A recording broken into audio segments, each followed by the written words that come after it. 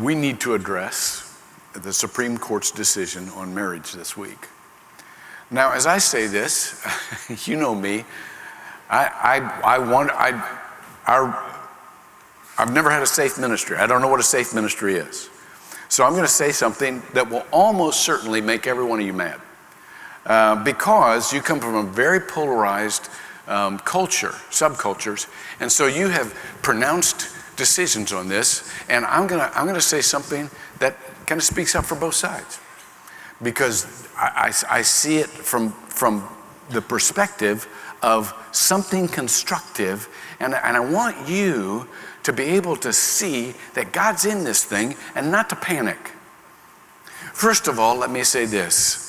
If you've been awake these last few years, this decision came as no surprise to you. But let me reiterate to you the different roles between church and state in this nation. There's a separation between church and state. That's because they have different roles. They have different roles in Scripture, by the way, also.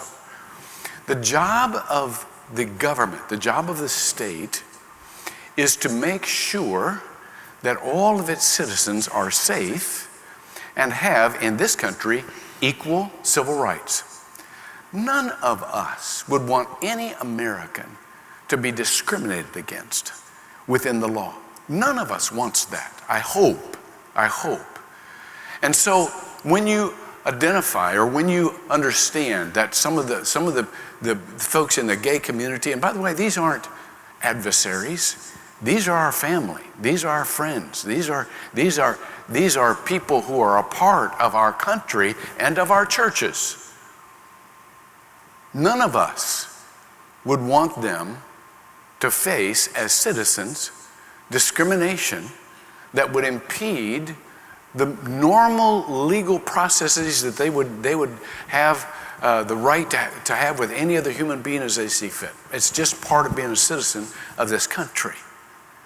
And we don't treat that as simply, well, okay, it's legal. No, as you'll hear in just a moment, these are people.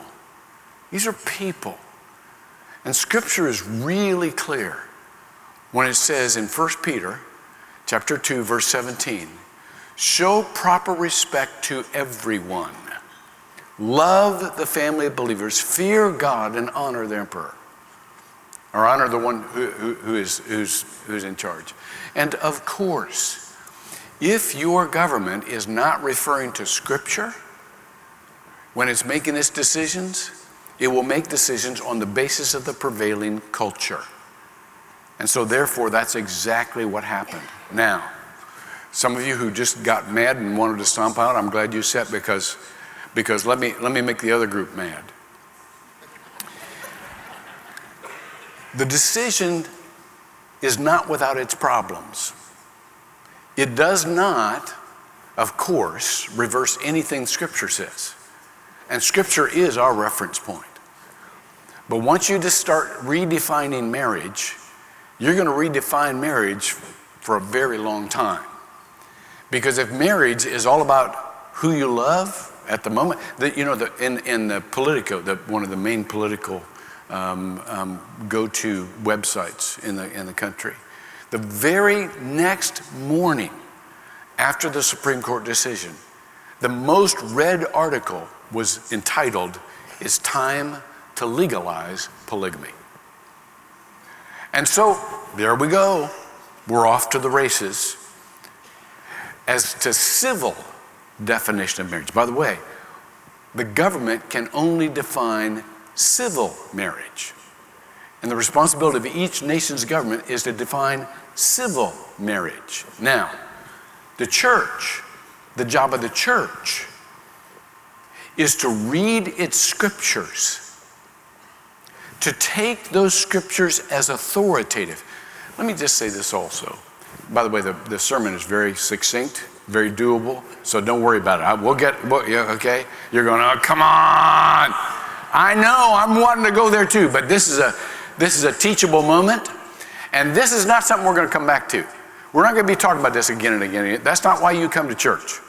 And so this isn't going to suck all the air out of what we do, because our job isn't to manage the culture.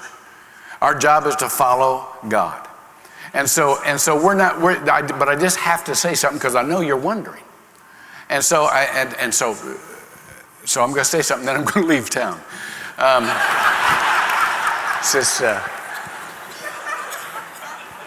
The job of the church is to interpret scriptures as well as it can for what it really says, not for how it makes you feel, not for the convenience you want it to say, but for what it really says.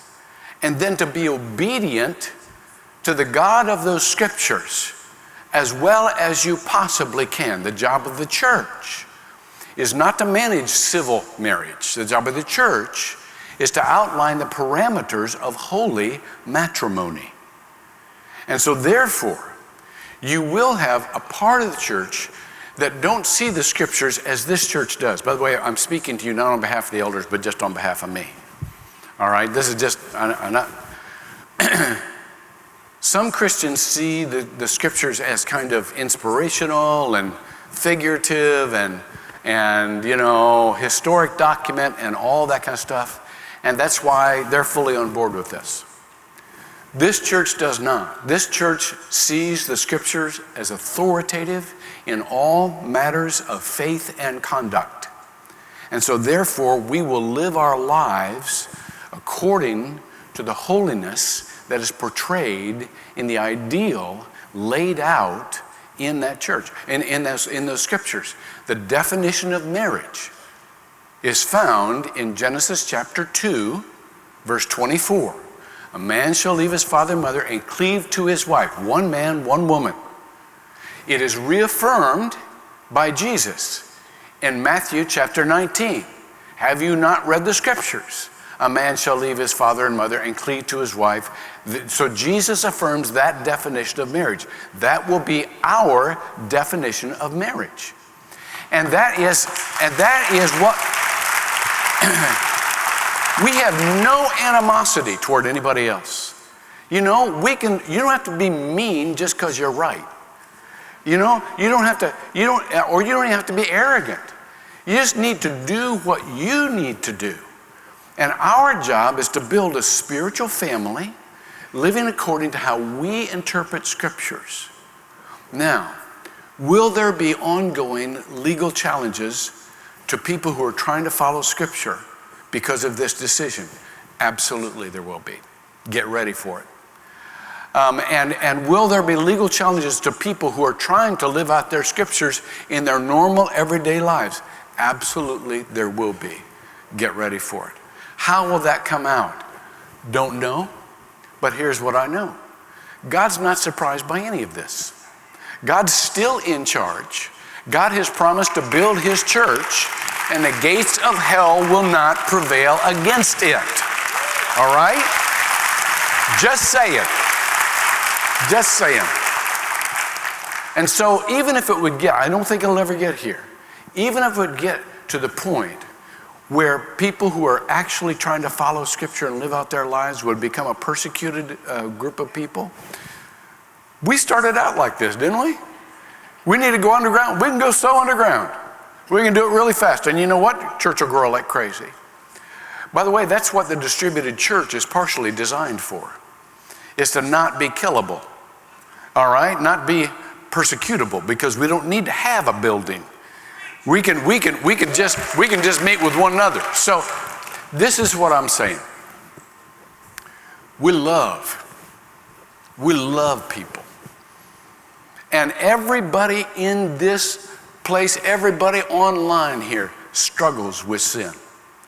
That's the qualifying factor for even going to church. You admit you're a sinner, and you admit you're struggling, and it's no time to rank sins, all right? We're not in the business of ranking sins. We're all struggling here. But none of us are giving up the ideal that God has laid out for us in his scripture. And we're going to follow Christ, doing the best we can, encourage one another toward holiness and love and good deeds for all the world. Okay? Enough said. All right.